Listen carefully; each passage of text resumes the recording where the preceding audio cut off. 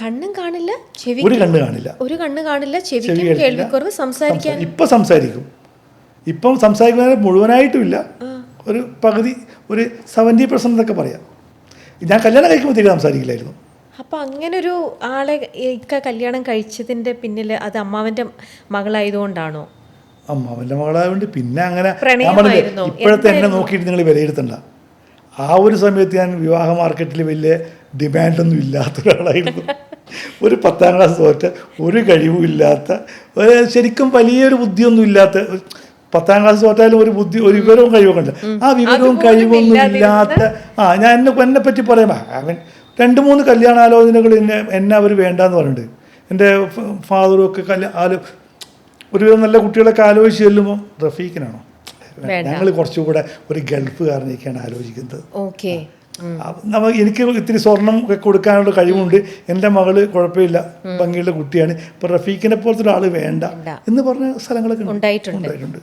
അവിടെ നിന്നുമാണ് ഇങ്ങനെ അമ്മാവൻ്റെ മകളാണെങ്കിലും അവിടെ അല്ല, അതുകൊണ്ടല്ലേ അവരെ നിങ്ങൾ ഉദ്ദേശിക്കുന്നത് ഇതുപോലെ ഇത്ര ബിസിനസ്സുകാരനും ഒക്കെയായ റഫീഖ് എന്തിനാണ് കല്യാണം കഴിച്ചാൽ? അന്ന് അത്രക്കുള്ള യോഗ്യതയൊക്കെ ഉണ്ടായിരുന്നുള്ളൂ. ഓക്കെ, അതുകൊണ്ടാണ് വലിയ ത്യാഗം ചെയ്തൊന്നുമല്ല. കേടെ ഇപ്പൊ ഏറ്റവും ലേറ്റസ്റ്റ് ആയ ഷോർട്ട് ഫിലിം ഞാൻ കണ്ടു.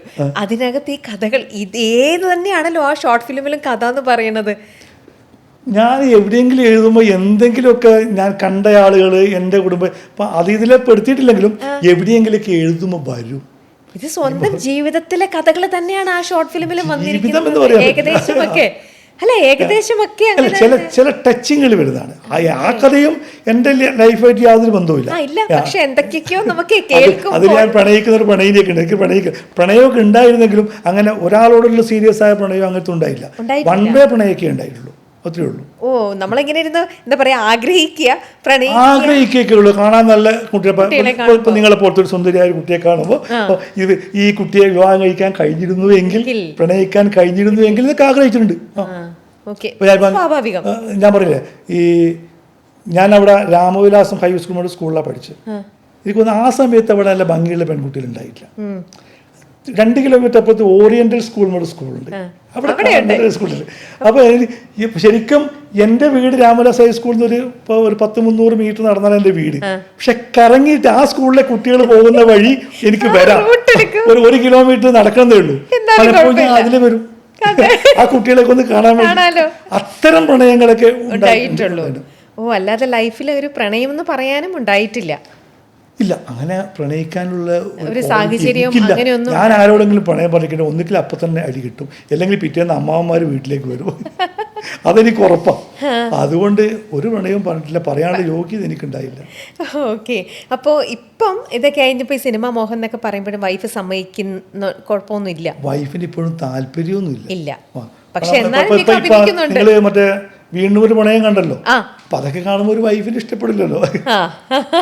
എന്റെ വൈഫ് എന്ന് പറഞ്ഞാൽ 58 വയസ്സായ ഒരു അമ്മൂമ്മയാണ്, ഒരു ഗ്രാൻഡ് മദറാണ്. 10 വയസ്സായ കൊച്ചിന്റെ ഗ്രാൻഡ് മദറാണല്ലോ. അപ്പൊ 10 വയസ്സായ കുട്ടിയുടെ ഗ്രാൻഡ് ഫാദർ ആണ് ഇവിടെ ഇരിക്കുന്നത്. ഗ്രാൻഡ് ഫാദർ ഇവിടെ ഇരിക്കുന്നത് 10 വയസ്സായ കുട്ടിയുടെ ഗ്രാൻഡ് ഫാദർ ആയിരിക്കുന്നത്. അപ്പൊ 10 വയസ്സായ കുട്ടിയുടെ ഗ്രാൻഡ് മദറാണ് എൻ്റെ അമ്മ.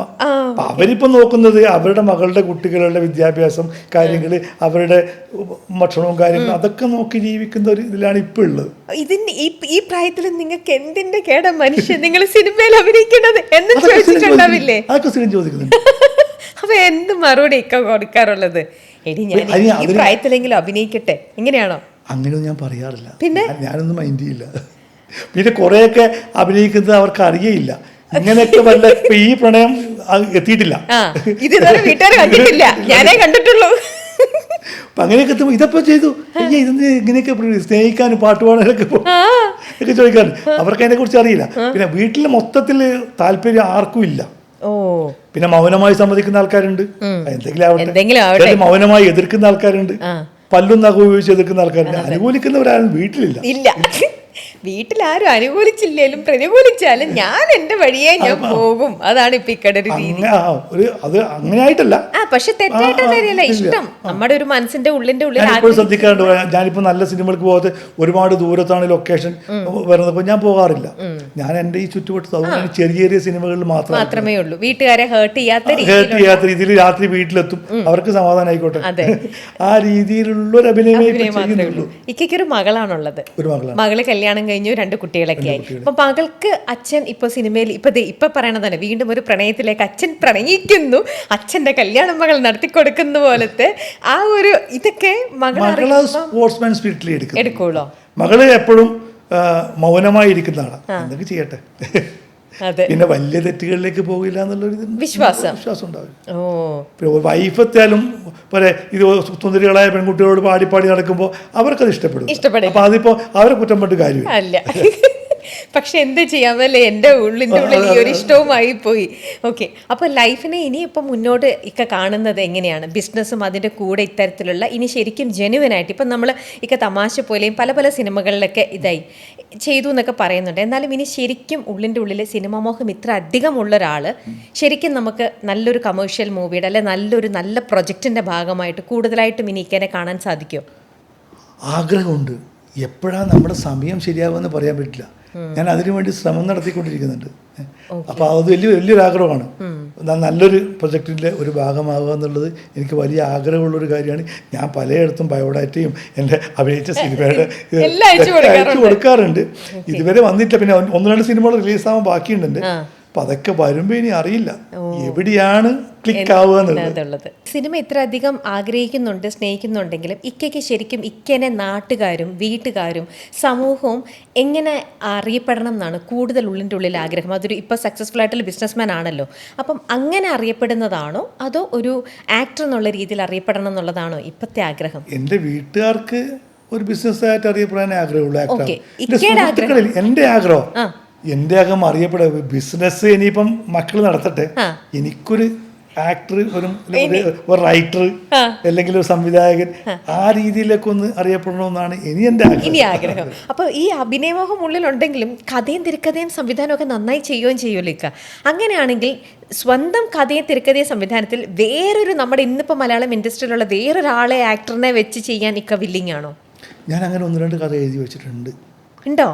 പക്ഷെ എൻ്റെ കഥ കേൾക്കാൻ ആരെങ്കിലും തയ്യാറാവണ്ടേ? ഞാൻ എഴുതിയ കഥ, ഞാൻ പ്രവാസി എന്ന് പറഞ്ഞിട്ട് ഞാൻ 100ഓളം ചെറുകഥ എഴുതിയ ഒരാളാണ്. അതിൽ 2 ചെറുകഥ സമാഹാരം പുസ്തകമായിട്ട് ഞാൻ ഇറക്കിയിട്ടുണ്ട്. അതിൽ കുറേ കഥകളൊക്കെ 2-3 കഥകൾ ഞാൻ തിരക്കഥ എഴുതി വെച്ച്. ഇപ്പോൾ പ്രവാസി എന്ന് പറയുന്ന ഒരു കഥ ഞാൻ 72 സീനൊക്കെ എഴുതി വെച്ചിരിപ്പുണ്ട്. എനിക്ക് ആരാണ് നിർമ്മാതാവ്, ഞാൻ അഭിനയിക്കണമെങ്കിൽ ഞാൻ അഭിനയിച്ചോളാം. ഞാൻ വേണ്ട ഒരു ആക്ടറെ വെച്ച് വെക്കുകയാണെങ്കിൽ അതിനും ഞാൻ തയ്യാറാണ്. എല്ലാവരും തയ്യാറായിട്ട് ഞാൻ 1-2 കഥ എൻ്റെ കയ്യിൽ കിടപ്പുണ്ട്, തിരക്കഥ എഴുതി വെച്ച് കിടപ്പുണ്ട്. അങ്ങനെയൊക്കെ ഇങ്ങനെ ഇതിൻ്റെ ഇടയ്ക്ക് അതൊക്കെ വെച്ച് നടക്കുന്നുണ്ട്. അപ്പോൾ എങ്ങനെയെങ്കിലും മലയാളം ഫിലിം ഇൻഡസ്ട്രിയിലേക്ക് ഒന്ന് ആക്റ്റീവായിട്ട് ഇറങ്ങണം എന്നുള്ളതാണ് കൂടുതൽ. ആക്റ്റീവായില്ലെങ്കിലും ഒരു അടയാളപ്പെടുത്തൽ അവിടെയും റഫീഖ് എന്നുള്ള ഒരു അടയാളപ്പെടുത്തൽ പേര്, അത് വലിയൊരു ആഗ്രഹമാണ്. പക്ഷെ ഇക്ക ഇതിനിടയിലും ഇക്ക നിരന്തരം ട്രൈ ചെയ്തു എൻ്റെ കഥ കേൾക്കാൻ ആരാ ഉള്ളത് എന്നൊക്കെ ഇക്ക പറയുന്നുണ്ട്. പക്ഷേ ഈ പലതവണയും ഇക്ക ഇതുപോലെ അപ്രോച്ച് ചെയ്തപ്പോഴും പലപ്പോഴും പലയിടത്തു നിന്നും റിജക്ഷൻസ്, അല്ലെങ്കിൽ ഇക്കയുടെ കഥ കേൾക്കാൻ പോലും കൂട്ടയക്കുന്നില്ല, ഇക്കനെ മൈൻഡ് ചെയ്യാൻ പോലും ആൾക്കാരില്ല, അങ്ങനത്തെയൊക്കെ അവഗണനകൾ പലപ്പോഴും ഒപ്പിക്ക ഫേസ് ചെയ്തിട്ടുണ്ടാവണം. ഉണ്ട്. നമുക്കിപ്പോൾ വലിയ ആക്ടറെ അടുത്തൊന്നും കഥ പറയുമ്പോൾ അവിടെ വേണ്ട എന്ന് പറയണമെങ്കിൽ അവിടം വരെ എത്തണ്ടേ? അല്ല, എന്നാലും അതിന് മുന്നിലുള്ളവർ തന്നെ ഇക്കനെ പറഞ്ഞു വിടുകയാണ്. അപ്പം ഇത് എൻ്റെ ഒരാളുടെ മാത്രം അവസ്ഥയല്ല, മനസ്സിലായി. ഇപ്പം ഞാനിപ്പോൾ യുവാക്കൾ എന്ന് പറയുന്നൊരു സിനിമയിൽ അഭിനയിച്ചിട്ടുണ്ട്. അതിന് നിർമ്മാതാവില്ല, അത് അഭിനയിക്കുന്ന എല്ലാ ആൾക്കാരും പൈസ എടുത്തിട്ട് അഭിനയിക്കുക. അതിലൊരുപാട് നടന്മാരുണ്ട്. ഈ സിനിമ ആഗ്രഹിച്ച് എത്തിപ്പെടാൻ പറ്റാത്ത എനിക്കൊന്ന് 100 ചെറുകിട ആർട്ടിസ്റ്റുകൾ അഭിനയിച്ച് പൂർത്തിയാക്കിയ സിനിമയാണ് യുവാക്കൾ. അത് വരാൻ വേണ്ടി പോകുന്നില്ല. അവിടെ ആ സെറ്റിൽ പോയാൽ അറിയാം, ഈ സിനിമയെ പാഷനായിട്ട് സിനിമയോട് ആഗ്രഹിക്കുന്ന എവിടെയും എത്താത്ത ഒരുപാട്, അത് സംവിധായകരായാലോ റൈറ്ററായാലോ ആക്ടേഴ്സായാലോ അങ്ങനെ ഒരുപാട് പേരുണ്ട്. നമ്മൾ ഈ അറിഞ്ഞവരെ മാത്രമേ കഥയെ കേൾക്കുന്നുള്ളൂ. ഒരുപാട് പേര് ജീവിതം നശിപ്പിച്ച ആൾക്കാരുണ്ട് സിനിമയ്ക്ക് പുറകെ. സിനിമാ മോഹവുമായി പോയി. സിനിമാ മോഹവുമായി ജീവിതം നശിപ്പിച്ചു. അതെ. ഞാനന്ന് സിനിമാ മോഹമായി നടന്നിട്ട് ജീവിതം നശിപ്പിക്കാൻ തയ്യാറായില്ല. ഞാൻ എൻ്റെ ബിസിനസ്സിലേക്ക് പോയി. അപ്പോൾ അത് ഡെവലപ്പായില്ല എന്നേ ഉള്ളൂ. ഓക്കെ.